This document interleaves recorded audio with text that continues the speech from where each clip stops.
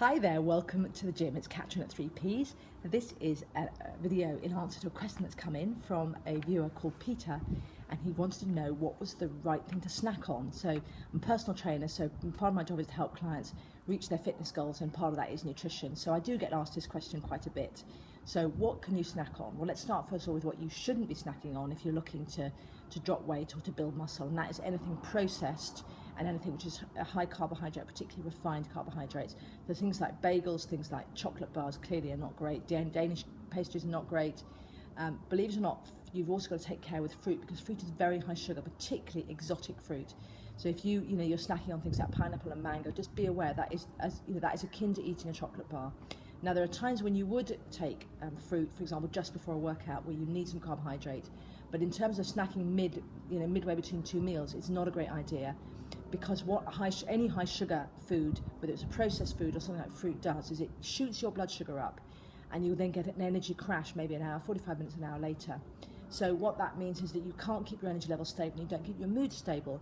That tends to encourage not only things like grouchiness, but also cravings and further eating of junk, because it just creates this loop of sugar high, sugar low, needing more sugar, sugar high, sugar low. So those sorts of foods are not great for snacking. What is great for snacking is things like, if you can source locally, you can get it on the internet, is any form of the sort of air-dried meat that you can get. So South Africa obviously does fantastic dried meat. They do a dried sliced meat called droëwors, I'll put it in the notes, or a dried sausage called boerewors, which mean basically farm sausage, farm meat, or dried meat.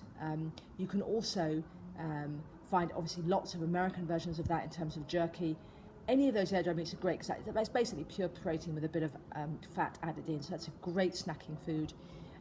If you're a vegetarian or vegan, or actually just that isn't what you would really like to eat, or you want some variety, then the other two things I would recommend are, first of all, that you have a dip with vegetables. And by a dip, I'm talking about things like hummus, bean dip. All of these things you actually can make at home, or you can buy them in pots, although if you're buying them in pots, I would recommend you look for things like organic hummus, because it's less likely to have additives into it. So a dip with some vegetable sticks is a brilliant snack. You may look at it and think that doesn't look like much, but actually it will really sustain your energy levels, and it's great for getting lean. And the other thing I would suggest is nuts and seeds. Nuts and seeds are brilliant because they are high in protein and they've got lots of good fats in which feed your brain.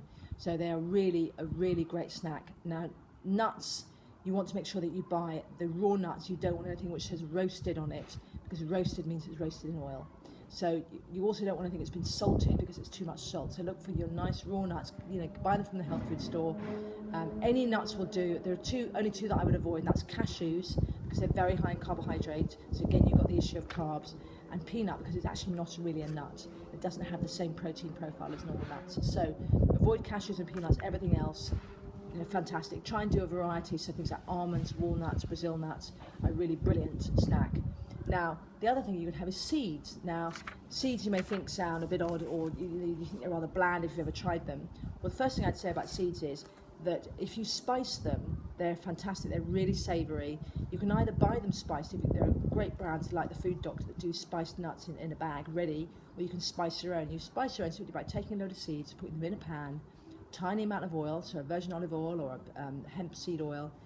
Heat that up, toast the nuts in the oil, and add some paprika or some chili and some lime, some pepper, some garlic, and you've got a fantastic seed mix that you've made yourself. You know what's in it, you know it's good for you. Now bag up your nuts and your seeds into smaller portions, and you really shouldn't be having more than about, say, a couple of ounces at a sitting. Take those with you, and you've got ready-made fantastic a snack to take with you. So those are my recommendations. You can find some recipes. If you go onto our website, 3pspublishing.com, there's actually a section on recipes, and I've got some recipes on there. You can have a look at those. There are also a full set of recipes for these snacks in a book we've done, which is called Snacks, which is from a series we did, which is called Eating Clean But Keep It Lean. So it's all about how to eat wholesomely but also leanly to keep your body fat down. And you can get that on Amazon. I will put the link up here.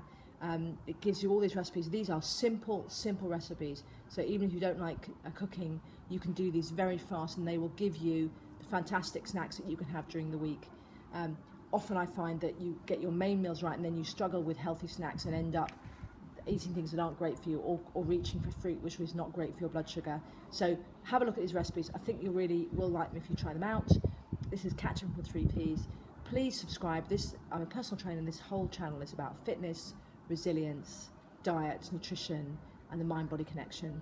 I'm also a hypnotherapist and a coach, so I tend to cover the whole gamut from how you actually do exercise to how you motivate yourself.